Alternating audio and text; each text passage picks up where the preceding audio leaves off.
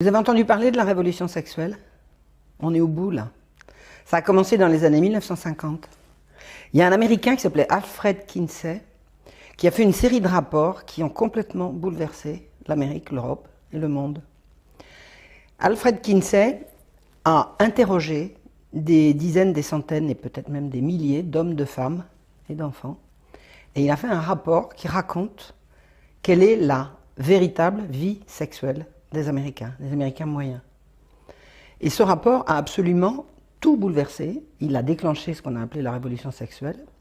Ce qu'on appelait ligues de vertu étaient absolument furieuses. Donc, mais les ligues de vertu, ce sont des gens dont on se moque abondamment. Et rien n'a pu arrêter le cours de cette révolution déclenchée par le rapport Kinsey. Alors Kinsey, c'était un universitaire, il a fait son rapport de façon tout à fait académique, c'est du moins ce qu'on a prétendu. Et la vérité qui a émergé de ce rapport a été absolument traumatisante pour le peuple américain. On a appris dans son rapport qu'un homme sur 10 avait des rapports homosexuels réguliers. Qu'un homme sur 2 trompait sa femme et que 2 hommes sur 3 allaient voir des prostituées. C'était pas du tout l'image que les Américains avaient d'eux-mêmes. Du tout. Sur les femmes, la moitié des femmes avaient des rapports sexuels avant le mariage, ce qui n'était pas du tout ce que nous racontait le cinéma.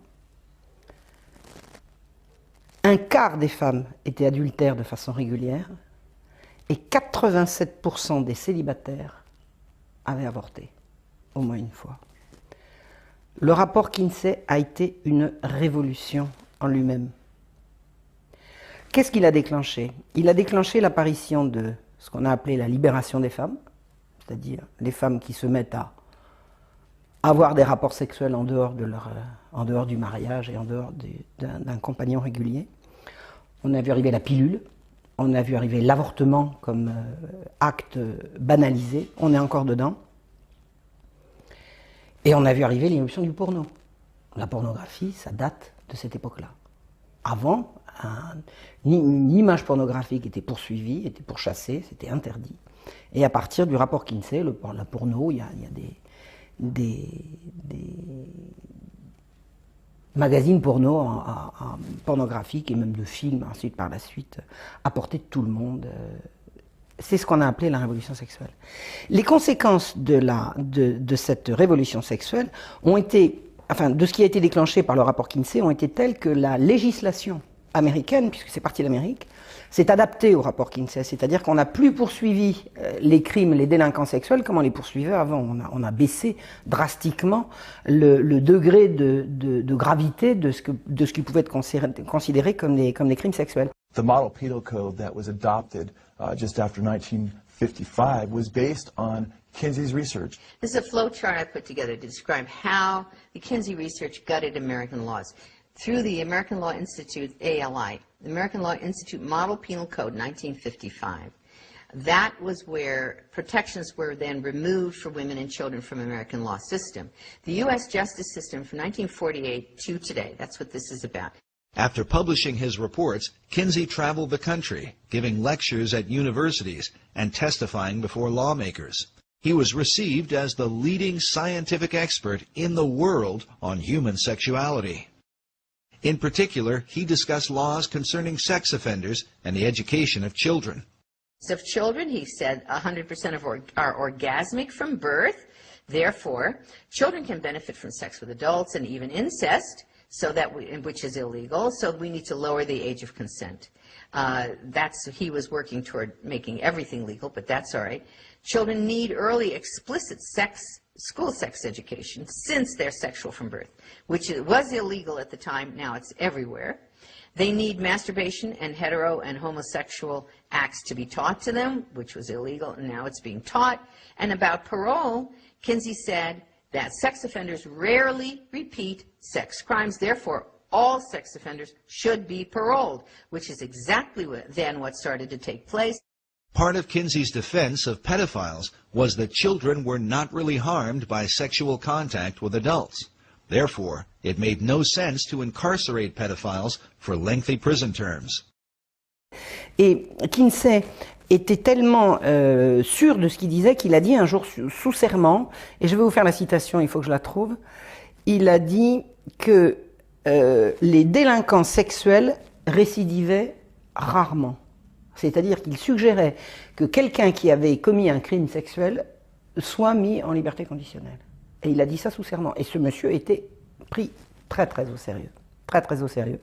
Toute la législation américaine s'est adaptée au rapport Kinsey, et par la suite, toute la législation européenne. C'est nous, c'est au début des années 60 qu'on a vu arriver également. À la fin des années 60, plutôt, début des années 70, ça a été l'explosion. J'étais dessous, hein, moi j'avais 20 ans en 70, donc j'ai vu passer ça. La banalisation de la transformation de la sexualité depuis comment dirais-je, la sexualité est devenue une activité de loisir à laquelle tout le monde avait droit. Ça s'est pas fait du jour au lendemain, mais on y est complètement maintenant. Et ça a débuté à ce moment-là. L'avortement, on a bien le droit, la pilule, on a bien le droit, coucher avec qui on veut, on a bien le droit, on a bien le droit, on a bien le droit. C'est l'individualisation de la morale, et bien ce qui me fait plaisir, mon plaisir et mon droit. Tout ça, ça date de cette époque-là, et tout ça, ça a été déclenché par le rapport Kinsey. Il y a une autre conséquence du rapport Kinsey qui a été absolument fondamentale, c'est l'irruption du mouvement gay. Qu'est-ce que c'est l'irruption du mouvement gay? C'est un monsieur qui s'appelait, alors j'ai son nom, il s'appelait Harry Hay. Il est fondateur du mouvement de libération des homosexuels aux États-Unis, et il dit « Les tenants de la libération gay et les amoureux des garçons doivent savoir tout ce qu'ils doivent à Kinsey. » Voilà, c'est eux qui le disent. Et il y a un mouvement qui s'est créé dans la foulée du mouvement de libération gay, c'est le mouvement de libération des pédophiles. Ils ne se disaient pas comme ça s'appelait le NAMBLA, c'est le mouvement de libération des hommes qui aiment les garçons. In 1994, an underground film was released titled Chicken Hawk, Men Who Love Boys. The film documented the lives of certain members of NAMBLA, the North American Man-Boy Love Association. The word chicken hawk is a reference in the gay community to older men who prey upon underage children, boys in particular. I have all my life been attracted to younger boys. Where are the boys? Boys are everywhere. You don't have, there's no one single place. There's the mall, the supermarket, the street, the sports event. I can look out my window and see the school, and it's like Moses looking across to the promised land. Now, the Queen's Vernacular was considered to be the #1 gay lexicon dictionary for homosexual language. 12,000 words in this dictionary, and you open it up, and their mascot is, as was the mascot in The Advocate, a boy, Boy Scout in this case, and the 12,000 words that are in here all relate to the in language, the cant that's being used within the homosexual movement amongst homosexuals. What do all these words mean? Well, they had a certain meaning for the homosexual world that the straight world didn't understand. Chicken Hawk, Men Who Love Boys, stands as a powerful indicator of the damage done to America in its post-Kinsey era. We remind the audience that the group NAMBLA, who are the focus of this film, claim to take their inspiration directly from Alfred Kinsey. And while many in the gay community would deny that homosexuality is linked to pedophilia, it is worth noting that the very founder of the gay rights revolution, Harry Hay, consistently advocated the inclusion of NAMBLA in gay pride parades. In fact, here is a photo of Hay marching in a parade with the words, "NAMBLA walks with me," written on his back. Needless to say, Hay had been persuaded by his chief influence, Alfred Kinsey. Et Harry Hay a toujours demandé aux militants de NAMBLA de défiler avec lui pendant les Gay Pride. C'est-à-dire que, d'emblée, quand les homosexuels ont commencé à sortir publiquement pour revendiquer leur libération, ils ont accepté avec eux les pédophiles, c'est-à-dire les homosexuels amoureux de jeunes enfants, et pas d'adultes consentants. Voilà. D'autre part, l'influence qu'a eu Kinsey, ça a été également en direction de la connaissance qu'on pouvait avoir des enfants. Et Kinsey disait, les jeunes enfants ont besoin, je le cite là, hein, c'est une citation, les jeunes enfants ont besoin de cours d'éducation sexuelle explicites le plus tôt possible, puisqu'ils sont sexuels dès leur naissance. Le plus tôt possible. C'est ce qu'on est en train de nous vendre hein, pour l'éducation sexuelle à partir des petites classes. Hein, il y a des programmes promus par les Nations Unies pour faire de l'éducation sexuelle la plus explicite possible dès les petites classes. Kinsey nous l'a vendu dans les années 50. Et il disait également, les enfants peuvent tirer des bénéfices de relations sexuelles avec des adultes, y compris leurs parents. C'est-à-dire que Kinsey a fait la promotion de l'inceste.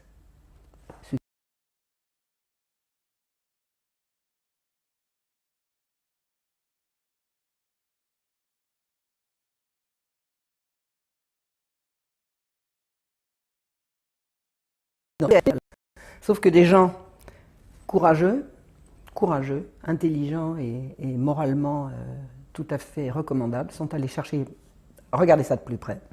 Et ils ont vu quoi?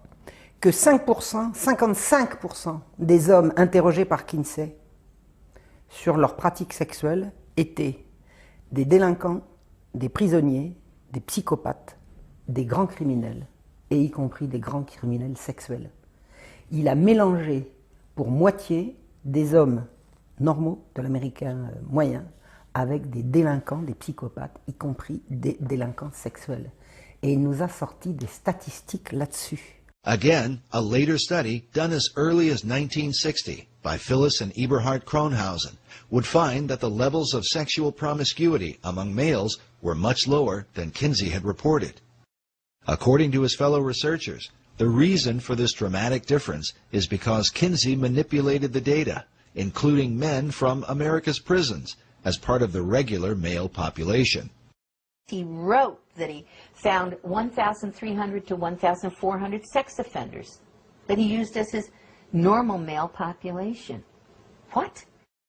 In addition to the convicted sex offenders, Kinsey included regular prisoners who were serving time for other offenses, along with 199 sexual psychopaths, all mixed together as part of the regular male population and presented to the American people as the average American male. In this interview for the documentary titled 1 in 10, listen as Paul Gephardt, who was one of Kinsey's co-authors and a member of his original team, admits to the high percentage of prisoners and their impact on Kinsey's data. With these poorer, lower educational level samples. And when I say poorer, they had, for example, 55% were prison. 55% were prison.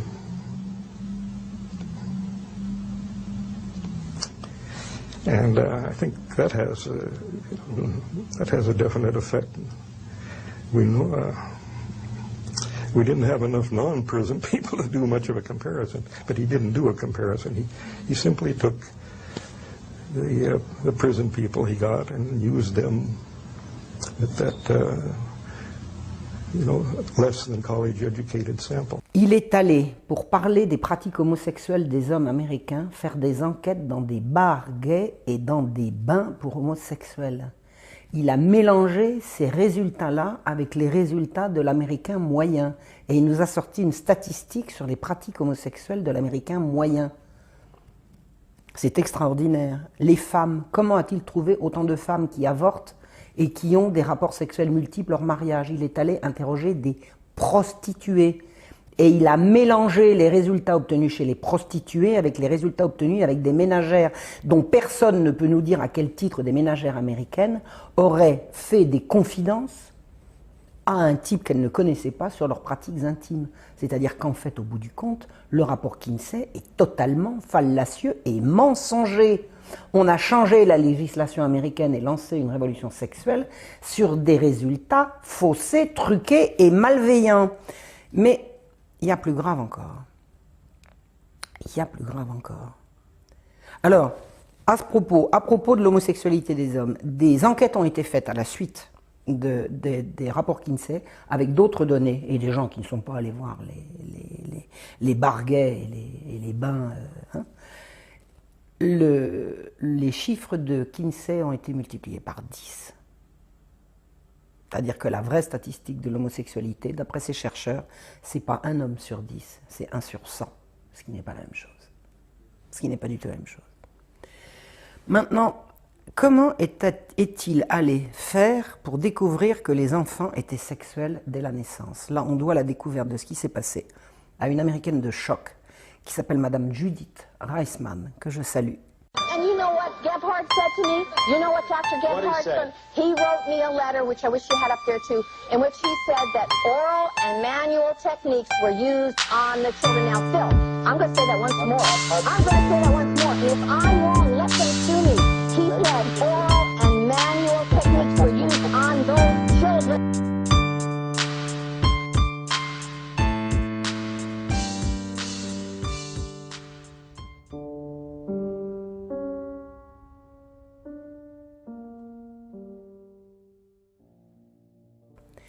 Et qui, comme juriste, est allé étudier de très près les résultats donnés par Kinsey en matière de découverte que les enfants avaient des orgasmes dès la naissance et pendant toute leur vie, pendant toute leur enfance.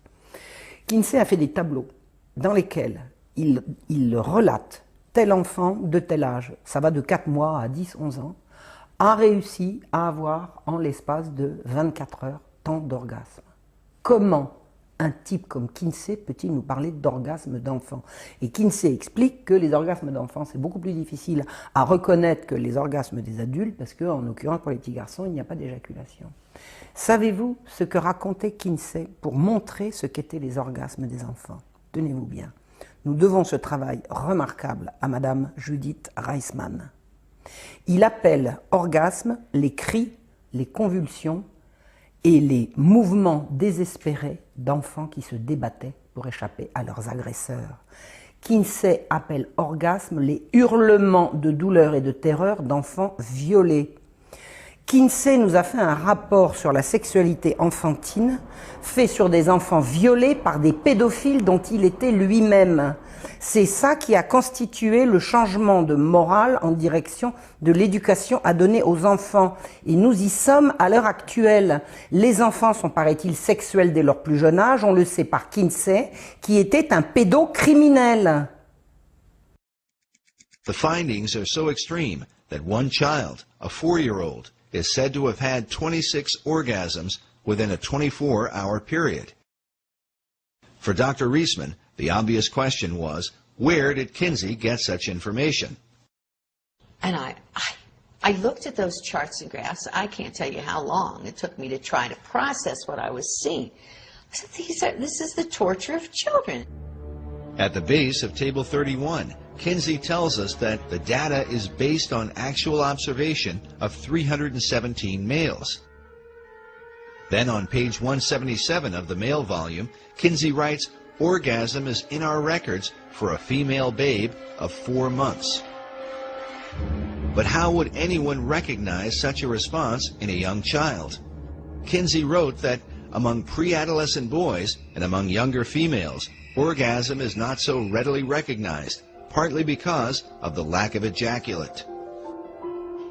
And so I said, what did this man, this Kinsey, call an orgasm?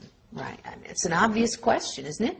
I mean, first of all, this was not possible, but second of all, what did he call? Well, I saw he documented it on page 160 and 161 in Kinsey's book, Sexual Behavior in the Human Male. He described specifically what he called an orgasm amongst these children. Kinsey defined orgasm for pre-adolescent children with the following description: a gradual and sometimes prolonged build-up to orgasm, which involves still more violent convulsions of the whole body, heavy breathing, groaning, sobbing, or more violent cries, sometimes with an abundance of tears, especially among younger children. And he said there were 6 categories. He called them 6 categories of orgasm, and he had category 1, 2, 3, 4, 5, and 6. And included in these categories of what he called an orgasm were screaming, writhing in pain, hysterics, especially among younger children. He put that in parentheses, especially among younger children, parentheses. He said that the children had convulsions. Those were his words. He said they fainted. He said they struck the partner. He called it the partner. This is the man who's raping the child. Okay. They struck the partner and tried to get away. And he said that those were all examples for him, of orgasm. Savez-vous comment est mort Kinsey? Il paraît qu'il est mort d'une crise cardiaque. En réalité, il s'infligeait à lui-même, des sévices abominables, et on a retrouvé à sa mort qu'il s'était arraché les testicules. C'est pas bien comme exemple pour remodeler la morale d'un pays. Qui a financé le rapport Kinsey? L'Institut Rockefeller, qui existe encore, qui continue de financer. Une enquête a été faite auprès de la fondation Rockefeller, à peu près à l'époque où Kinsey a sorti son rapport, et des enquêteurs ont appris que le but de la fondation, dans l'enquête sur Kinsey, était d'extirper de l'Amérique toute sa moralité et son idéologie chrétienne. C'est-à-dire que le rapport Kinsey a été financé pour briser la morale et la famille américaine. Et nous en sommes maintenant. La famille américaine est loin derrière. C'est maintenant la famille en France, en Europe et dans le monde entier. C'est-à-dire qu'il s'agit d'un plan de destruction de la morale publique par l'intermédiaire d'une pseudo-révolution sexuelle. Pour tout casser, tout briser, le but ne peut être qu'un but de domination. In the 1950s, a congressional committee was formed under Congressman B. Carroll Reese to investigate the influence of the large tax-exempt foundations, including Rockefeller. There was a huge concern at the time, in the 1950s, that the foundations were now being run by people with a strikingly strident a libertarian or liberal agenda which resisted and resented the Judeo-Christian way of life. The late Norman Dodd was the director of research for the Reese Committee. In an interview recorded shortly before his death, Dodd stated that part of what the committee had learned was that the objective of the great foundations was to remove America from the values on which she was built and to do so through the education system. What we had uncovered was the determination of these large endowed foundations, this Carnegie Endowment story and the Ford Foundation and the Guggenheim and the Rockefeller Foundation, all working in harmony toward the control of education in the United States.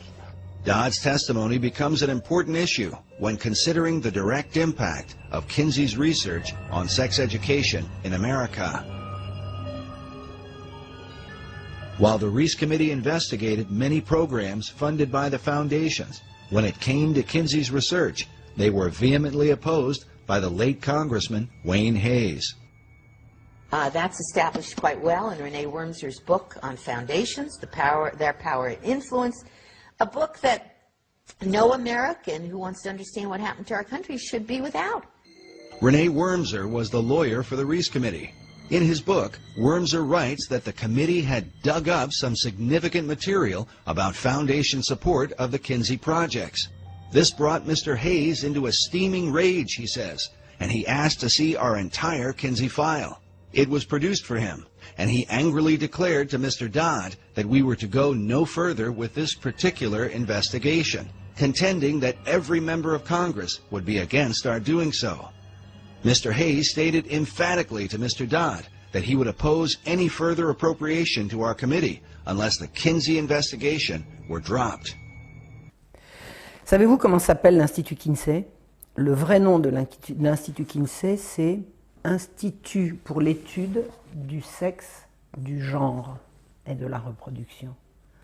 C'est-à-dire que le genre, l'étude de genre, fait partie de ce que promet l'Institut Kinsey, grand criminel devant l'Éternel.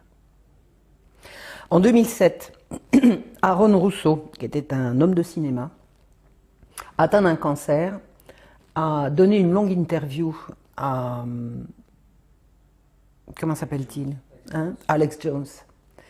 Et il a dit avoir été ami avec un certain Nick Rockefeller. Alors, je ne connais pas l'affiliation, enfin, je veux dire les rapports familiaux entre ce Nick Rockefeller et la fondation du même nom. Enfin, il est vraisemblable que ce très riche monsieur faisait partie de cette bande.